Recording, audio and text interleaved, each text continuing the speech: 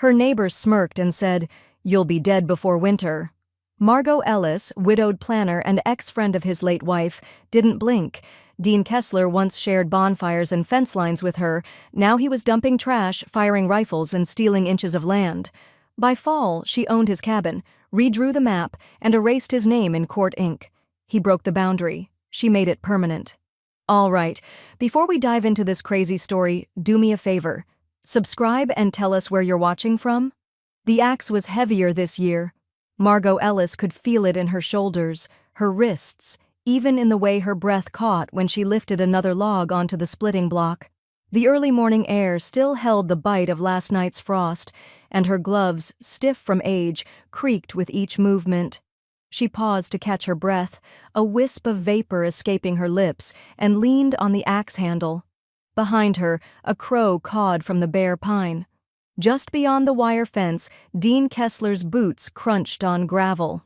"Well, would you look at that?" he said, voice lazy with beer and a smirk. "You'll be dead before winter, lady." Margot didn't turn around.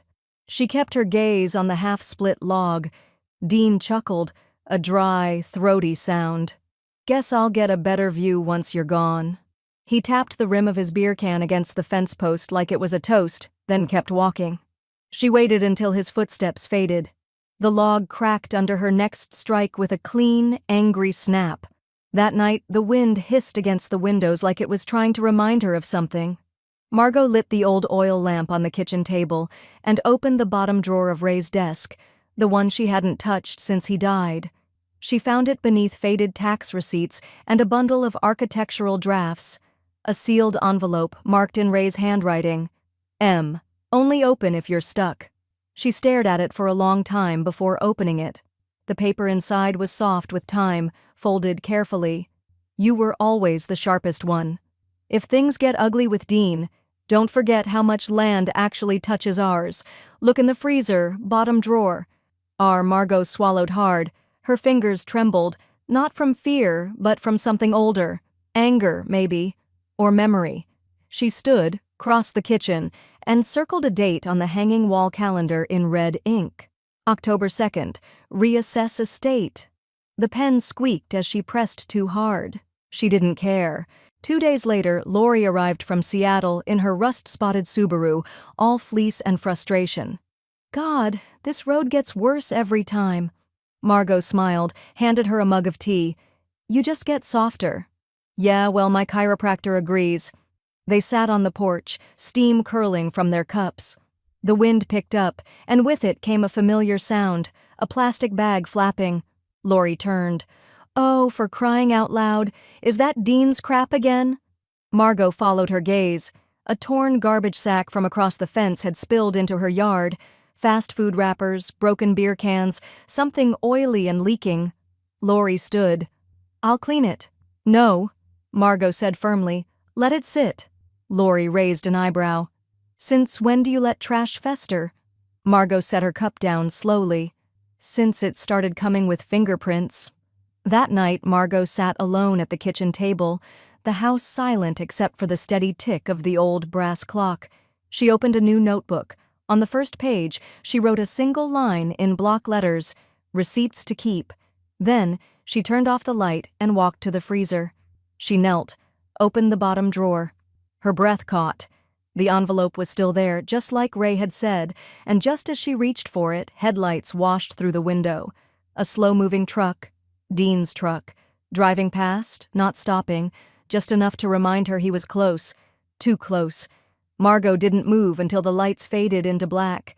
Then she whispered to the empty house, "This time, I bury you with paperwork."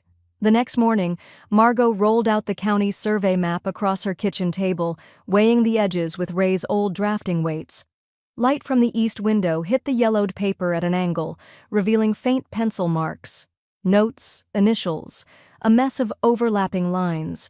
It looked less like a map and more like a fight between men who hated boundaries. She slid her glasses up the bridge of her nose and traced the borders with a pen, lips pressed thin. Dean Kessler didn't own his land outright, not in any clean way.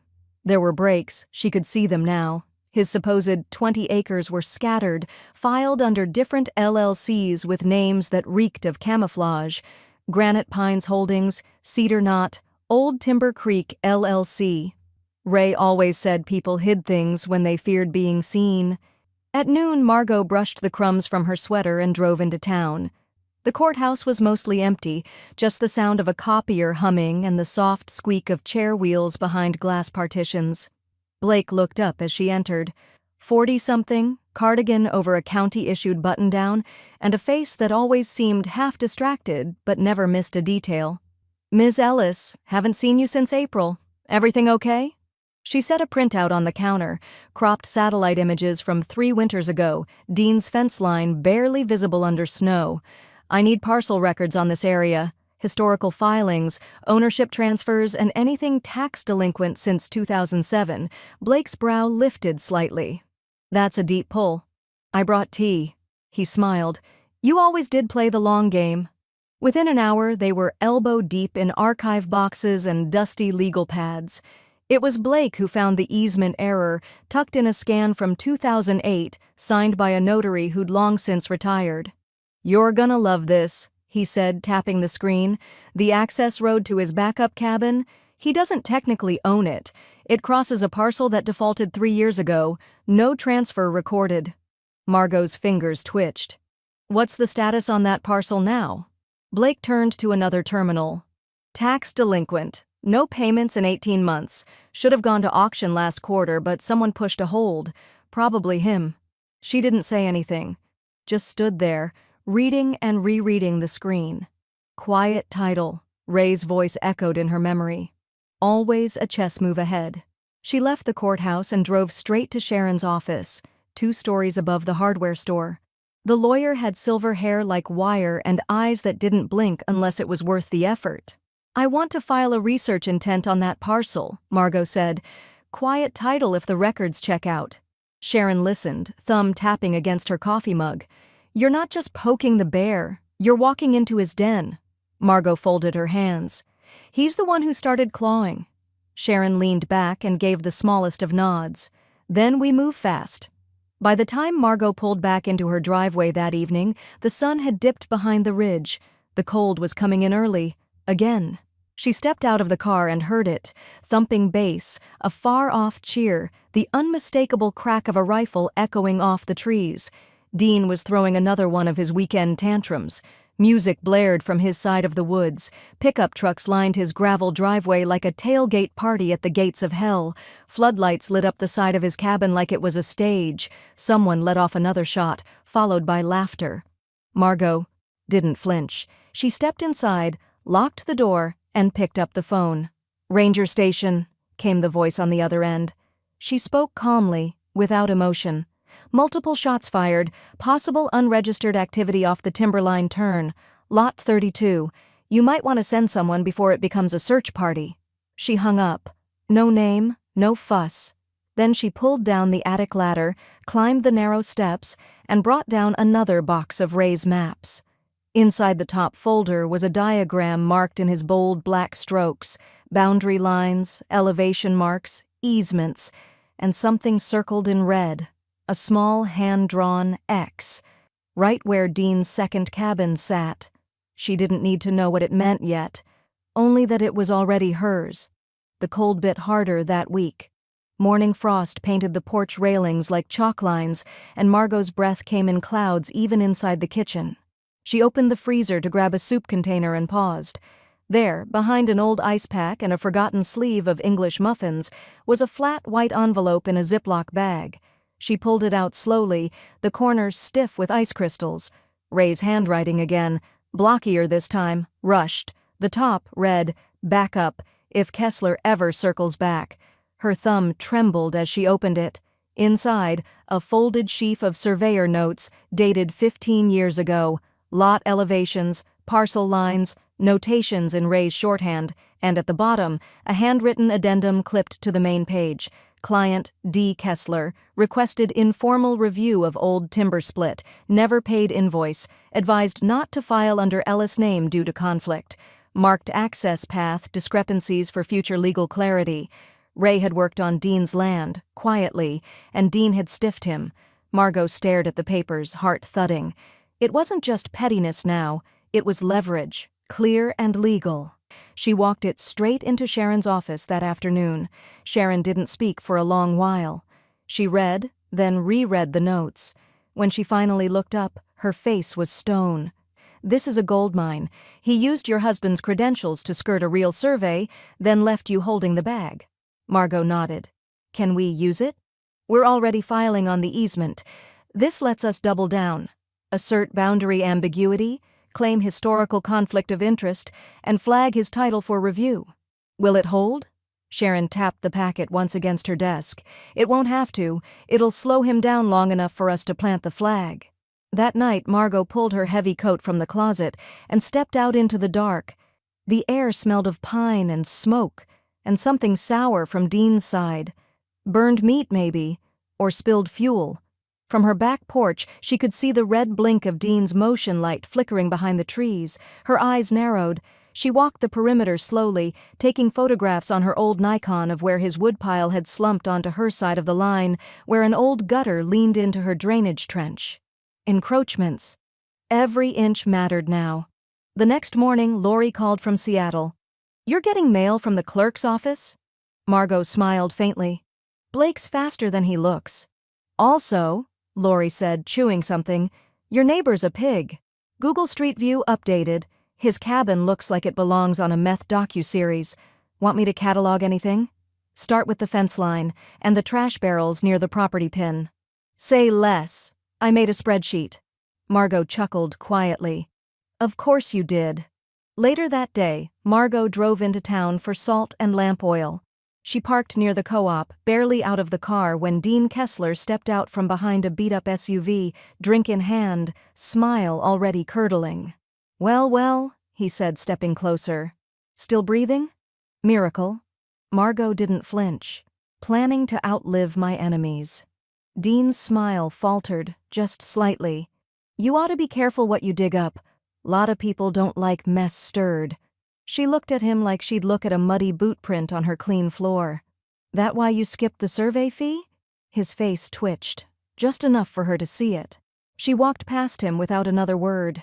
By sundown, she was back in the cabin, feeding logs into the stove and listening to Ray's old jazz station crackle through the static. On the table beside her sat the Nikon, memory card removed, already uploading to a shared folder Lori had labeled M. Ellis V. Assholes. As she sat back in the armchair, the phone buzzed once. A message from Sharon. Claim drafted. Filing tomorrow. Quiet title. Access route. Kessler's cabin just became contestable. Margot sipped her tea, eyes on the darkening woods outside. Somewhere out there, Dean was still throwing beer cans at his problems. She was throwing deeds. The email came at 6:04 a.m., just as Margot was pouring her first cup of coffee. The subject line was bland. Notice, upcoming foreclosure auction, county assessor's office. But the contents made her still hand tighten around the mug.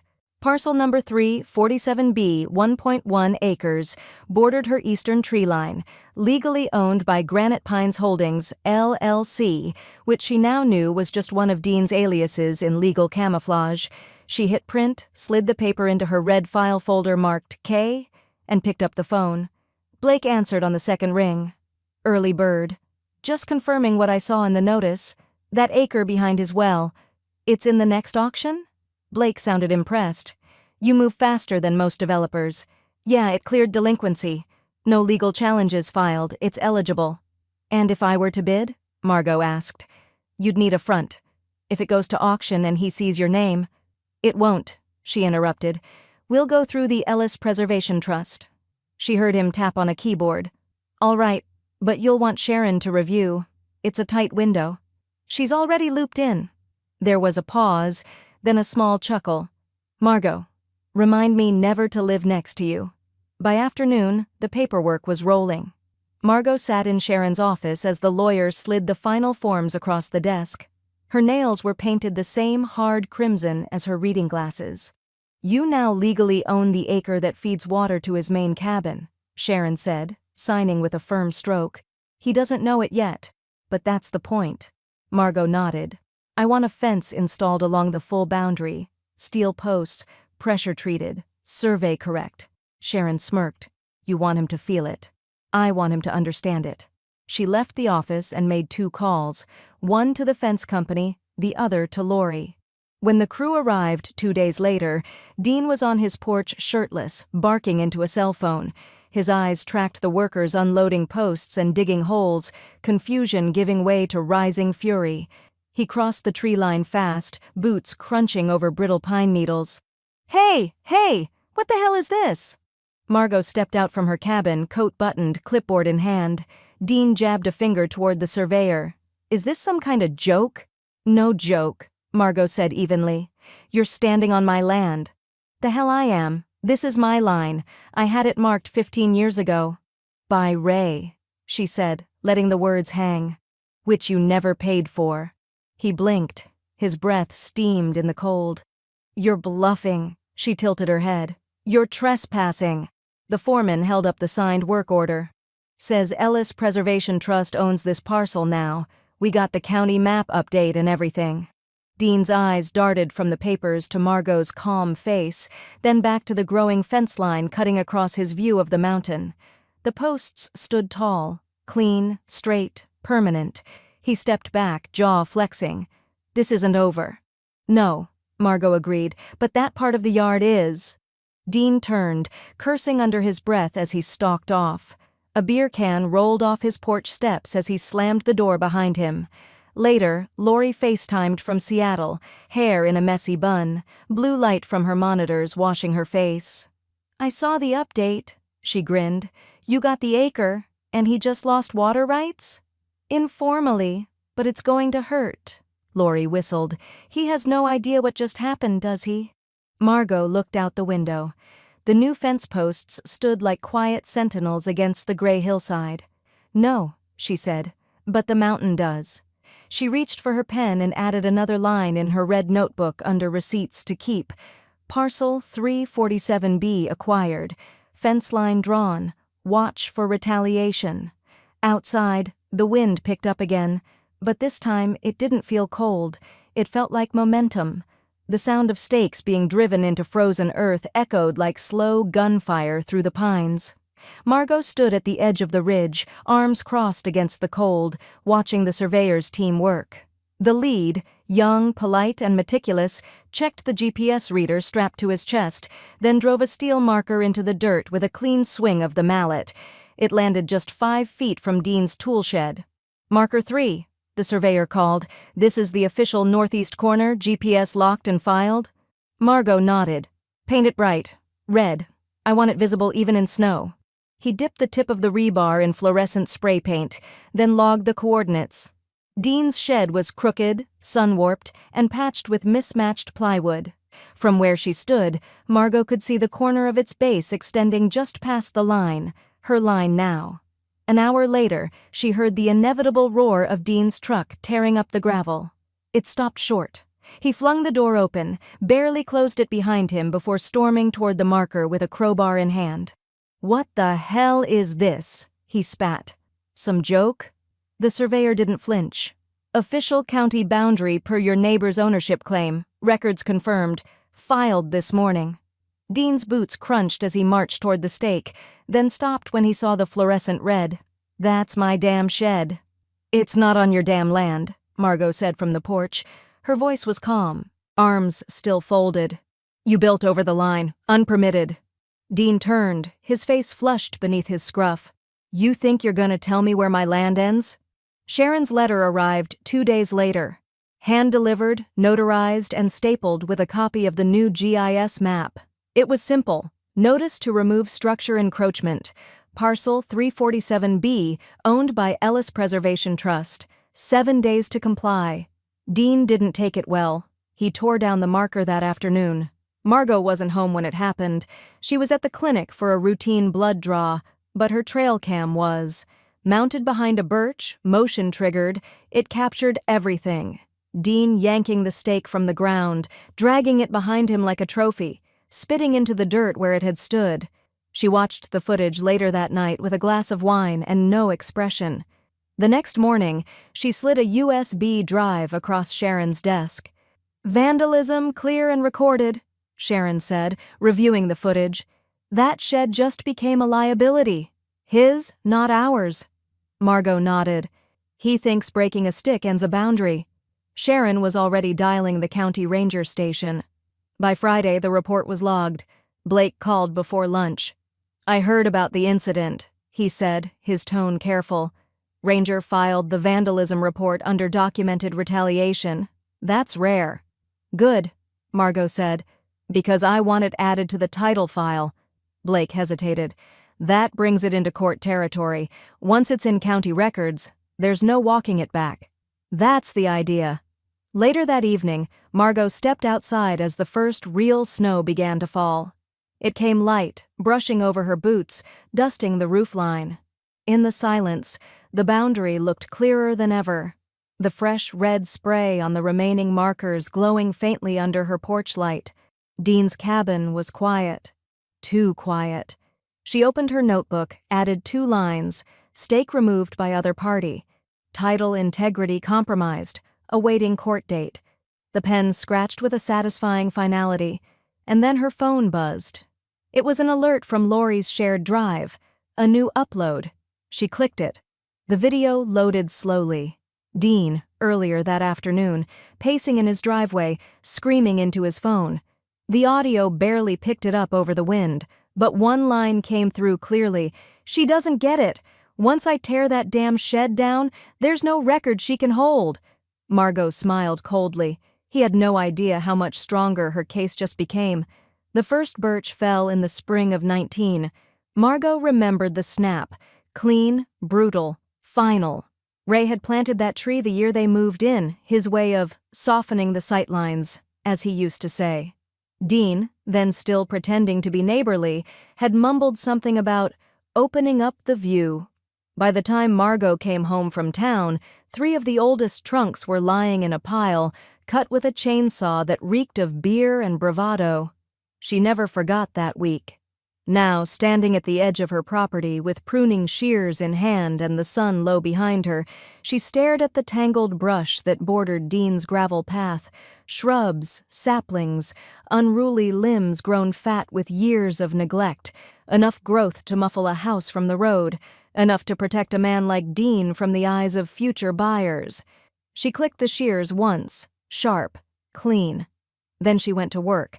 3 days later, a 20-foot-wide swath was cleared, opening the sightline from the county road straight to Dean's peeling paint, his sunken porch, his rusting satellite dish, angled crooked like a broken antenna on a dead world.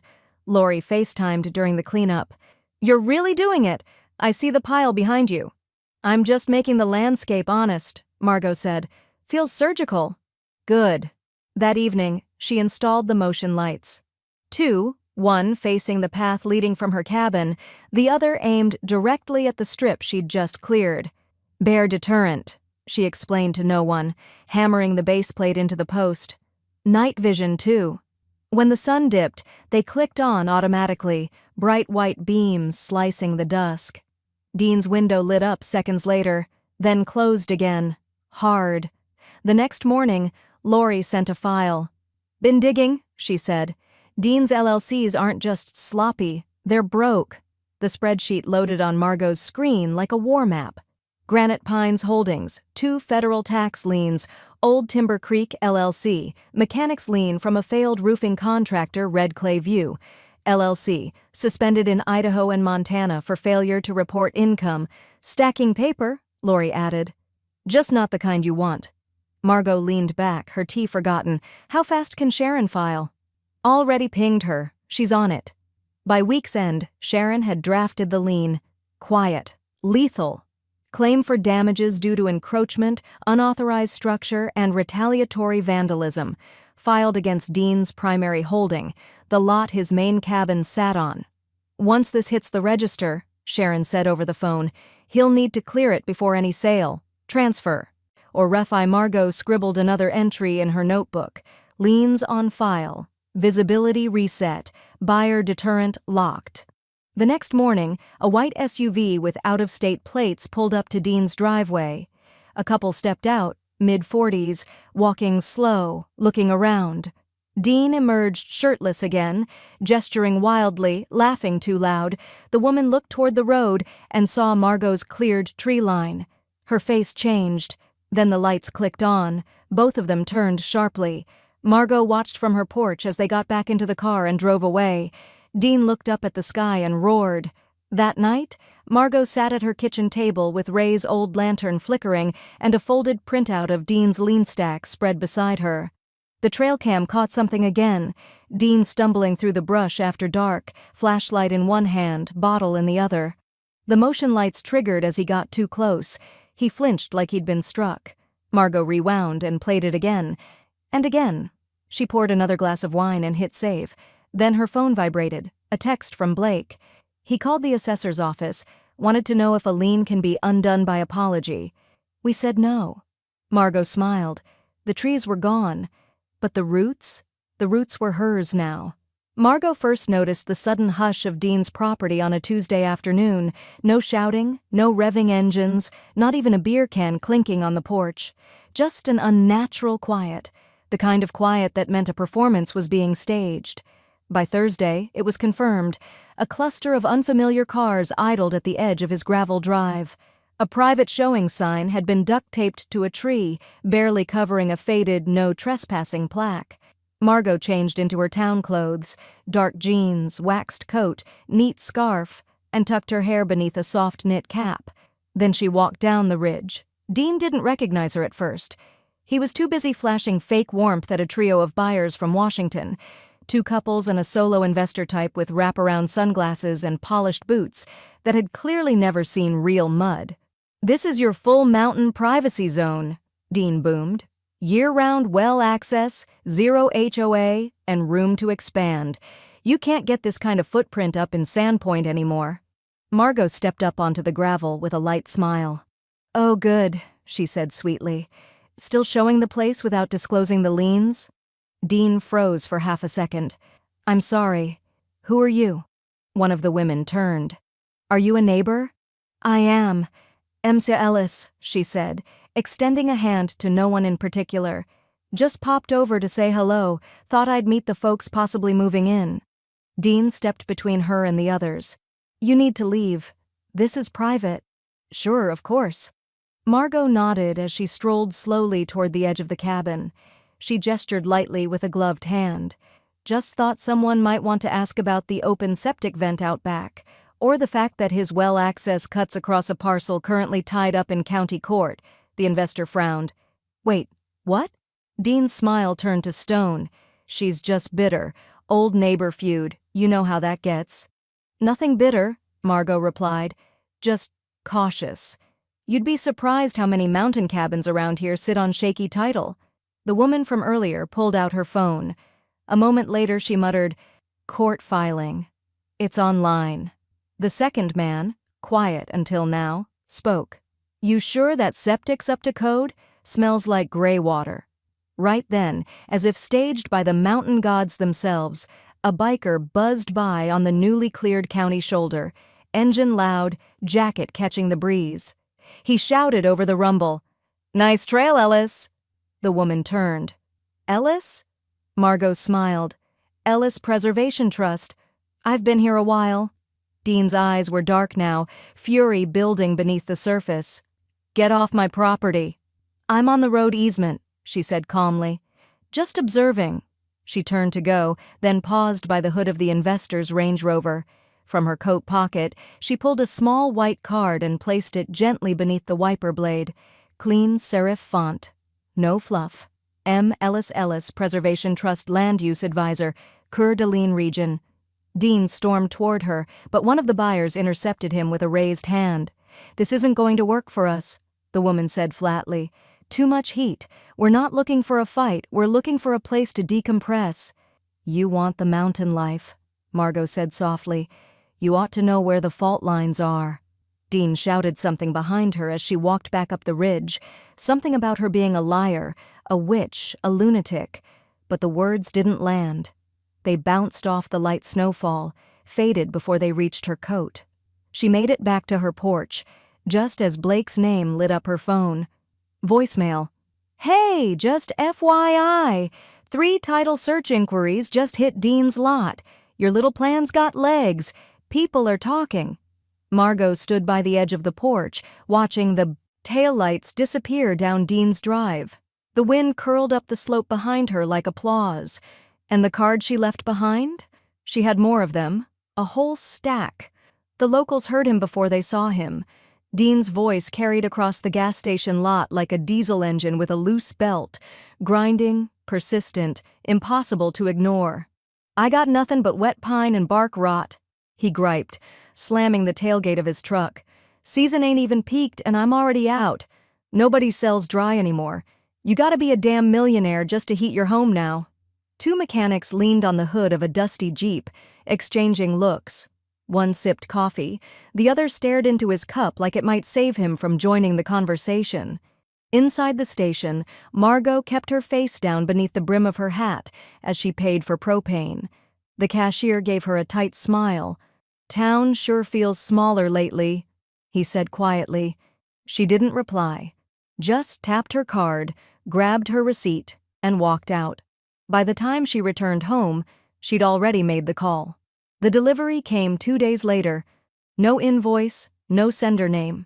A flatbed Ford pulled up at Dean's property line and dumped a full cord of firewood onto a blue tarp. Dean stepped onto his porch in his usual morning uniform, bare feet, boxers, and an undersized thermal tee, rubbing sleep from his eyes. "What the hell?" The driver waved once, shrugged, and climbed back into the cab. Dust kicked up as he pulled away. Dean stared at the pile for a few seconds, then let out a grunt that might have passed for laughter. He dragged a few logs toward his shed, the fresh wood leaving reddish streaks across his arms. Margot watched from behind the curtain, lips tight. The ivy bark had been carefully mixed in, harmless to burn but potent on contact. Ray once taught her that certain vines cling to firewood in a way that's nearly invisible to the untrained eye. Nature's fingerprint, he'd called it.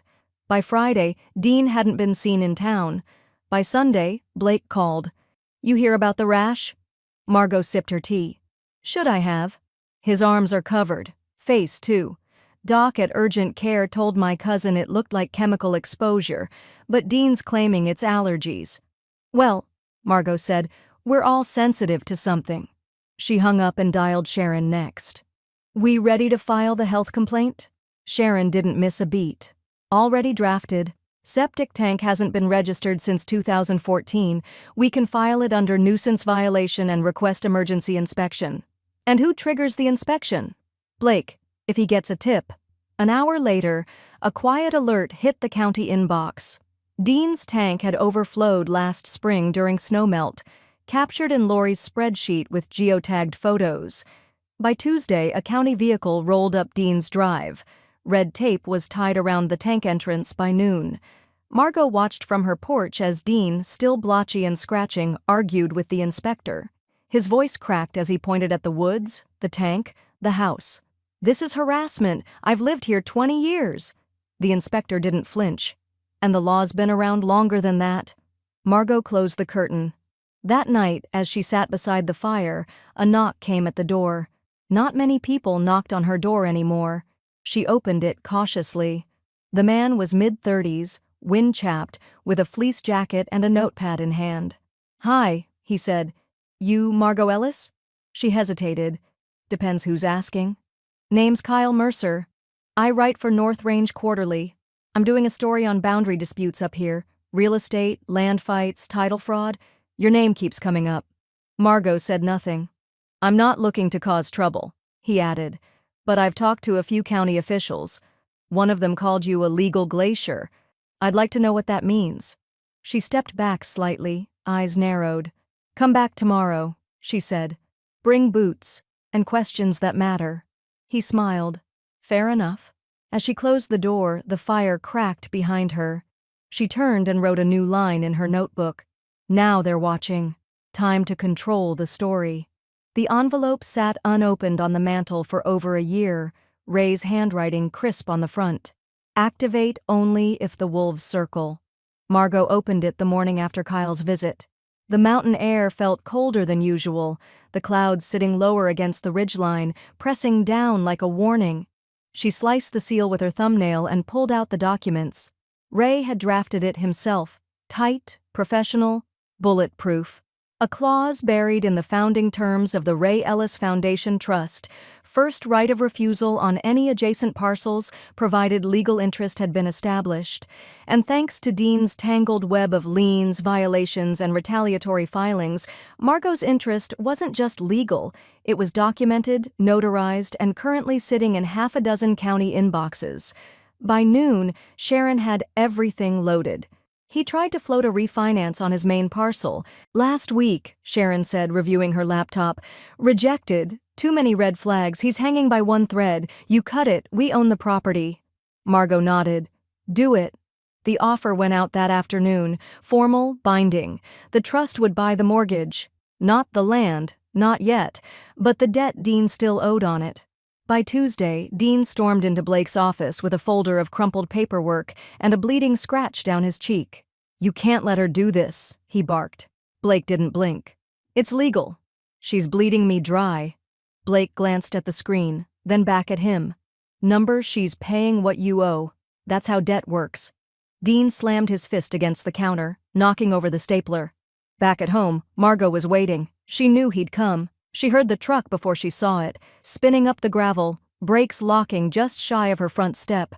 Dean flung open the door, stormed across the porch, coffee sloshing from a foam cup clenched in one hand. You think this is funny? He snapped. You think this is some goddamn game, Margot? She didn't move, just opened the door slowly, stepped onto the porch, and met him eye to eye. I think this is arithmetic, she said. Debt, interest, enforcement. You're buying my cabin out from under me. I offered market rate, minus what I spent fixing your mess. Dean hurled the coffee. It missed, hitting the porch rail and splattering across the snow-dusted deck. I built that place with my own hands, he screamed. Margot didn't raise her voice. Then you should have read the winter forecast. He stared at her, chest heaving, eyes bloodshot. She saw it then, the shift, the recognition, the rage giving way to something heavier, defeat. I'm not signing a damn thing, he growled, but his voice cracked halfway through. You won't have to, she replied. The trust owns the note. Default takes care of the rest. He turned, staggered back toward the truck like a man walking through wet concrete. That night, Margot received confirmation from Sharon. Mortgage secured. Transfer finalized. We now hold first position lien on Dean's cabin. Foreclosure window open. A second email followed moments later, from Blake. It's done. Cabin title will transfer by Friday. You just outmaneuvered the last card he had. Margot sat in the dark, the fire glowing low. She ran her hand across Ray's old drafting table, eyes tracing the etched initials in the corner, R+M, 1997. She whispered to the empty house, We got it back. And then she crossed the room, opened her notebook, and wrote the cleanest line yet. Dean Kessler's cabin, acquired via trust. Ownership, absolute. Outside, a fresh snow began to fall, soft, steady, and indifferent. But it landed on her roof now, on her land, on her win. Dean didn't leave quietly. The morning after the title transferred, Margot heard the sound of tires spinning in gravel and knew he'd be back at the courthouse, or the clerk's office, or the diner, shouting into his coffee and gathering whatever broken men still tolerated him. But it wasn't just noise this time. It was spectacle. By noon, a local camera crew stood on his porch, capturing Dean in a flannel jacket and fury. His hands trembled as he waved around a dog-eared eviction notice, ranting about stolen land and corrupt women and county conspiracies. Look at this, he barked. You tell me how this makes sense. Some old widow outlaw steals your land with paperwork and smug tea parties? The anchor, a younger woman in a fleece vest and stiff smile, barely nodded. Her cameraman kept glancing at the firewood pile behind Dean, now half-burned, half-moldering from snow. Margot didn't watch it live. She didn't need to. Instead, she waited until the reporter showed up at her gate, clipboard in hand, forced politeness in her voice. I just want your side of the story, Ms. Ellis. Dean Kessler says. Margot stepped onto the porch, expression still, and handed over the deed. Clean, signed, sealed. The reporter blinked. You actually own it." Margot said nothing, just nodded once. "No comment?" the woman asked, sensing a dead end. "Only the legal one," Margot replied. "You're welcome to quote the county record." The segment aired that night. Short, clinical. The footage of Dean's tantrum cut off mid-sentence. Margot's face never appeared. Just the image of a document under the words, "Ownership confirmed." The next morning, she called Darla. Darla had helped with Ray's things after he passed. She didn't say much, didn't ask for favors, just hauled, hammered, and kept people honest with her silence. When she arrived with the moving van, she didn't even step inside first. "Which room first?" "Main," Margot said. "We'll build it from the bones." The cabin still smelled like smoke and sweat and bitterness. Margot didn't flinch. She opened every window. She let the mountain air come in and take what it needed. Dean, by law, still had 30 days. She wasn't rushing it. She didn't need to. The formal letter had already gone. Out, possession date, December 1st. Until then, he'd live in a ghost. The place no longer belonged to him, and now everyone knew it. 3 days later, Margot dropped a sealed envelope into the outgoing mail at the general store. Inside, a printed schedule of firewood delivery dates for the coming month. No note, just a calendar with a small circle around December 1st. The clerk looked at the address and raised a brow. "Kessler still getting mail?" "For now," Margot said. The afternoon sun hit the porch just right when Laurie's car rolled up the drive. She stepped out with a thermos and a grin, camera slung across her chest. "I brought cocoa and a full memory card." Inside the cabin, Darla had already assembled the essentials: a small table, a clean rug, books stacked neatly in the windowsill. The fire was lit, not roaring, but steady. Laurie stopped mid-step as she looked around. "This is beautiful, Auntie." Margot didn't speak for a moment. She walked across the room, reached into the last box, and pulled out a frame. Ray, standing on the cabin deck years ago, plans rolled under one arm, sun on his neck. She set it gently on the mantel. "He built the line," she said quietly. "Now I've redrawn it." Outside, Dean's truck was still parked near the road. He hadn't come up the drive all day, just sat there, waiting, losing. Margot watched the smoke from her chimney curl upward, straight, unbothered, permanent. Then she wrote in her notebook, "He's living in his past. I'm already inside the future." The first snowfall after December 1st came in heavy, wet, weighted flakes that blanketed the ridge and quieted even the pine groans. By mid-morning, the gravel drive was gone, the cabin roof thick with white. Dean's truck was gone too. Finally.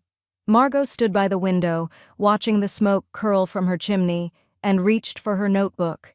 She flipped to the back, to the tab marked Final Steps, and underlined one sentence: "Update the map."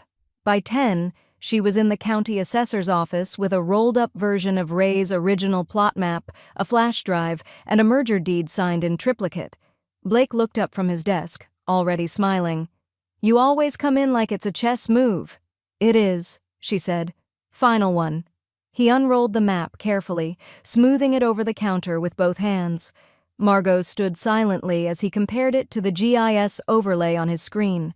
The parcels were all there now, merged, clarified, and uncontested. Ellis Trust now owns parcels 347B, 347A, and 346C, he confirmed, tapping at the screen. "You basically own the entire southeast corner of the lake bend."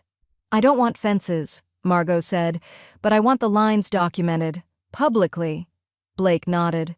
"This is one hell of a reverse takeover, Ms. Ellis." "Honestly? Never seen one like it." She gave a small smile. "Ray always said planning departments underestimate old women with land surveys." Back at the cabin, Sharon's courier dropped off a final copy of the Unified Landholding Agreement, a thick stack bound in blue legal ribbon. Margot placed it beside Ray's drafting ruler on the mantel. That afternoon, she packed a small thermos, her wool scarf, and a box she hadn't opened in years. The trail to the lake hadn't been shoveled, but she walked it anyway, boots crunching through the snow, breath fogging in rhythmic bursts. She reached the tree stump overlooking the frozen lake, the one Ray used to call their compass point. She set down the box gently, pulled off her gloves, and opened the lid. Inside, Ray's ashes, carefully sealed. A note tucked inside the lid, now yellowed with time.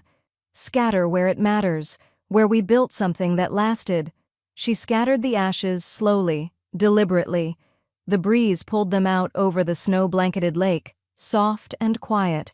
When she was done, she poured a cup of tea, set it beside the stump, and whispered, "The view's ours again." She stayed until the light shifted westward. As she turned to walk back up the trail, a figure stepped out from the tree line. Green parka, ranger badge. It was Hale, one of the few locals who never bought into Dean's stories. "Didn't want to interrupt," he said, voice low. "You didn't." He nodded toward the lake. "Not many people around here fix what they didn't break. You did more than redraw boundaries. You restored the easements. That matters." She looked back once at the tree line. The land just needed to be seen again. As she climbed the ridge, snow crunching under her boots, her phone buzzed in her pocket. A message from Lori. "Package delivered to your porch. Frame's fragile. Don't drop it." The frame was wrapped in newspaper when Margot arrived back at the cabin. She peeled it open gently. Inside, a reprinted topographic parcel map, county sealed and color-coded, her holdings stitched together in clean, continuous lines. At the bottom, Lori had inscribed a caption in small print, "Ellis Ridge, as it always should have been." Margot set the frame on the wall beside, Ray's photo just above the mantel. Then she picked up her pen, lines reclaimed, ashes scattered. The mountain now answers to its real name. The wind began howling just past midnight, sharp, bitter, and full of intent. Margot had heard that sound before. Not the wind itself, but the pitch it hit when the ridge flexed under snow and the sky pressed down like it was laying claim to the land. Ray used to say storms here didn't arrive. They took the room. By dawn, the power lines had dipped twice, and the chimney's breath curved sideways. The house flickered once, lights dimming, radio warbling, then went black. Margot didn't panic. She didn't curse or grope for flashlights.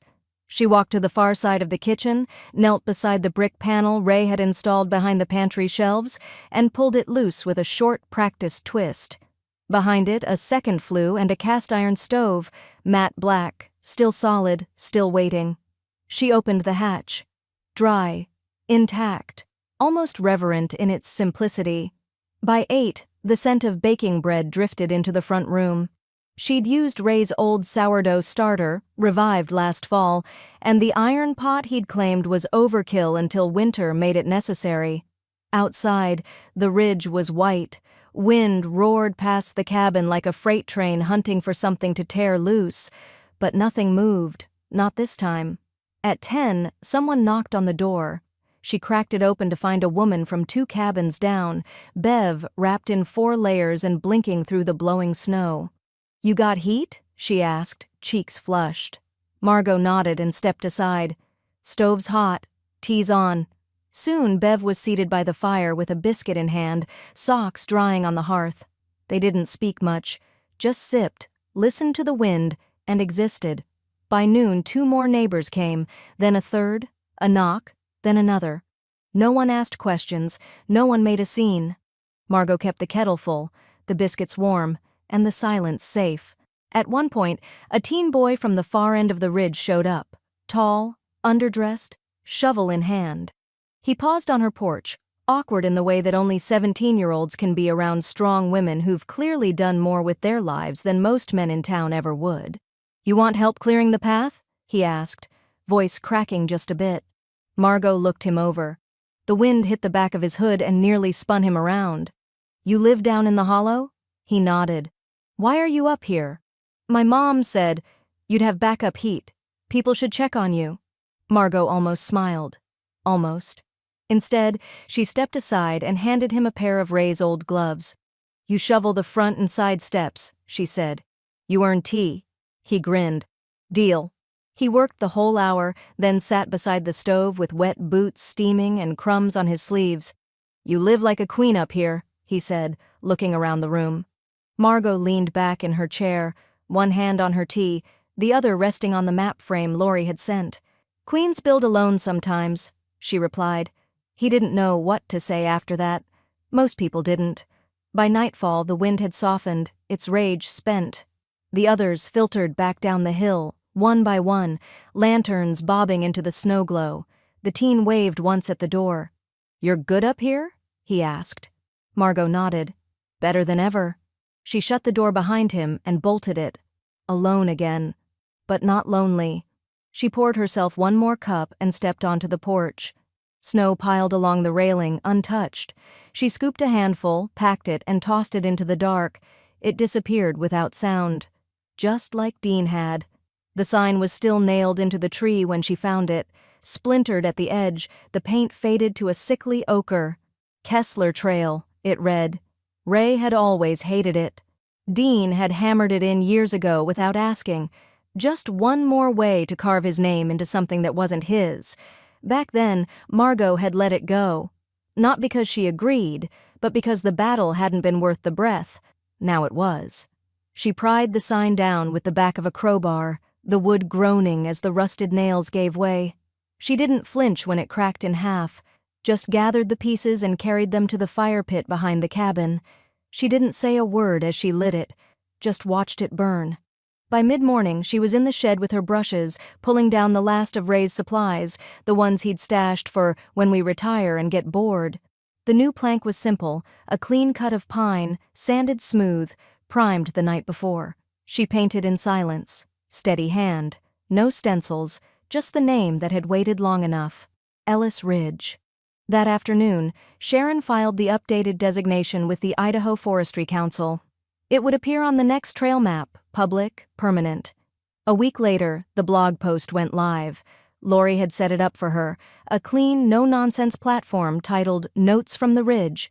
Margot's first entry was short, measured, but sharp. Planning even when they don't.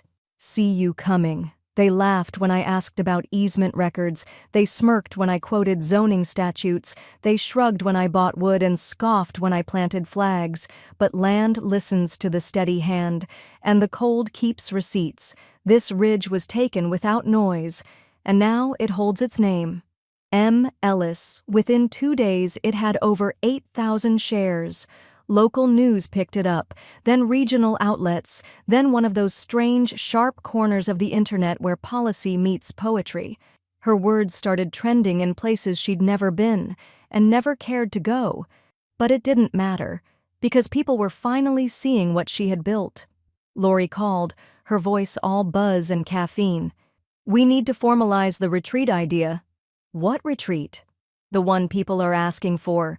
Weekend rentals, cabin stays, artist residencies. Women want to come see the ridge that made a man vanish without a sound." Margot laughed, the sound dry but genuine. "There's one cabin. We'll figure it out. I'll handle the logistics. You just keep being the myth." That evening, as snow dusted the path to the road, she carried the new sign up the ridge. It was heavier than it looked, but not by much. She mounted it cleanly where the old one had hung, the fresh bolts gleaming against the bark. A gust of wind came up the slope, cold and direct. She tightened her coat and whispered, "Say my name now." 2 days later, a neighbor caught sight of Dean. He was living out of a battered trailer parked near the edge of the county line, half frozen, tarp-strapped, leaning like it had already given up. The clerk at the co-op said he came in once every 3 days, bought ramen and off-brand whiskey, didn't meet anyone's eyes. No one stopped him. No one helped. His name no longer carried weight. Back at the cabin, Margot framed a print of the North Range Quarterly article Kyle had sent, its title stark and sharp, "When She Took the Land, the Woman Who Redrew the Ridge." Below it hung the new permit, filed under Ellis Preservation Trust, listing the cabin as a seasonal retreat zone. She stepped outside and looked up at the new sign. The wind shifted, caught the edges just right. Ellis Ridge, not just a name, a future. The clinic in Sandpoint still smelled like lemon cleaner and old heating ducts. Margot sat on the wax paper-covered table, boots off, sweater sleeves rolled up, while the nurse clipped a pulse ox to her finger and made pleasant small talk that never required answers. When the doctor came in, a younger woman, brisk and bright, she scanned the tablet and looked up with a smile. "Better than last year," she said. "Strong rhythm, clean scan, low cholesterol. You're aging like someone who doesn't carry stress." Margot almost laughed. "I carry it. I just put it down where it can't find me." The doctor raised a brow but didn't ask. "Keep doing whatever you're doing. Most folks your age don't hike property lines in January." Margot slid her coat on slowly, fingers flexing in the warm sleeves. "Most folks my age never had to draw them." By noon, she was back at the ridge, waiting at the lower gate as the Forest Service truck rolled up, dusting fresh snow in its wake. The man who stepped out was thin and bundled, clipboard tucked tight to his chest. Mid-50s, maybe. Methodical type. Government quiet. "Margot Ellis?" he asked. She nodded. "You're here for the parcel walk?" He gestured to the clipboard. "Easement verification and title condition recheck. County scheduled one last pass before the spring rollovers. Just formalities." They walked the ridge together in silence at first, past the split rail post Ray had installed in '03, down the slope toward the marked trailhead, then along the fire lane where the boundary signs now stood, clean, precise, unfaded. At each marker, he tapped his tablet, logged GPS, cross-referenced the paper deed. About halfway through the circuit, he paused and looked out over the lake, now glassed over in white. The light was low, and the ridge reflected faint gold. "You know," he said, voice low, "this is the cleanest ownership map in the county now. No disputes, no overlaps, no notes." Margot didn't speak for a beat. Then she turned to him. "It wasn't always." He nodded slowly, something respectful in his expression. "Things that get claimed right usually weren't claimed easy." They finished the loop and shook hands at the driveway. "You're cleared. Files closed." Margot watched the truck disappear into the tree line. Back inside, the cabin was warm. Lori had left a note stuck to the fridge with a magnet that said, "Plan. Something wild." Couple from Boise checked out. Left you a review link. 5 stars. Cabin more peaceful than church, cleaner than memory. There was a photo, too. Sunrise through the cabin window, the lake glowing pink. Margot stared at it for a long time, then tucked it under the corner of the fridge frame. She brewed a cup of cinnamon tea and settled into the armchair by the fire, letting the heat kiss her knees and the light crackle across the oak floor. On the table beside her sat Ray's last planner, the one from the year he passed. It was weathered but intact. The leather cover was scuffed, the corners curled, but it still smelled faintly of ink and cedar and effort. She flipped it open. Week 52. Notes in pencil. Double-check culvert grades. Check winterize list. Fix back stair tread. Ask Margot what name we'd give this place if we ever had to. Ellis Ridge? Sounds like a place that could hold its own? She smiled, thumb pressed to the page. Outside, wind shook the trees but didn't reach the glass. For the first time in a long time, Margot didn't need to check the locks, or the calendar, or the boundaries. They were already hers. And the view? It had finally caught up to the truth. The knock came just before noon, soft but certain. Margot opened the door to find the journalist again, not the local kid from the Quarterly, but the woman from Ironwood magazine. Late 30s, long parka, recorder already clipped to her collar. "You still good for the interview?" she asked. Margot stepped aside, nodding once. "Kettle's already on." Inside, the cabin was warm and clean and lived in, no longer a battleground, but a landmark. The fire snapped gently in the hearth, the smell of cinnamon and cedar wood swirling in the air. They sat at the round table by the east window, mugs steaming between them. "I won't rehash what's already been published," the woman said, flipping her notebook open. "I want to know something else. How do you carry this, not the land?" The aftermath. Margot looked out the window. The lake sat still beneath a crust of silver ice. Light flickered across the ridge where the new trail sign caught the sun just right. "I don't carry aftermath," she said slowly. "I carry memory. Different weight." The woman nodded but didn't interrupt. Her recorder blinked red and quiet. "I built this place twice," Margot said after a pause. "Once with him, once without. The first time took sweat, the second took war." The article dropped 3 weeks later. She mapped revenge into the mountain. How one woman turned a boundary dispute into a blueprint for power. It exploded, not just in the Northwest but across forums, blogs, newsletters. Margot's inbox filled overnight. Forest management officials, trail associations, women in law, a writer in Vermont who said, "You didn't just redraw the land. You reminded us we could." Tourists started driving past. Some didn't stop, just slowed, eyes wide as the Ellis Ridge sign came into view. Others parked at the new trailhead and took photos beside the forestry placard with her name on it. Margot never waved. She didn't need to. Her silence was already legend. But the cabin remained hers. Later that month, she pulled on her long wool coat, her scarf, and the boots Ray had bought her that final fall. She walked the boundary one last time, down past the post by the road, up through the thinned tree line, past the rock outcrop where Ray had once pointed and said, "Here, this is where it starts." At the furthest corner, where 3 lines met beneath the shade of a lean birch, Margot crouched.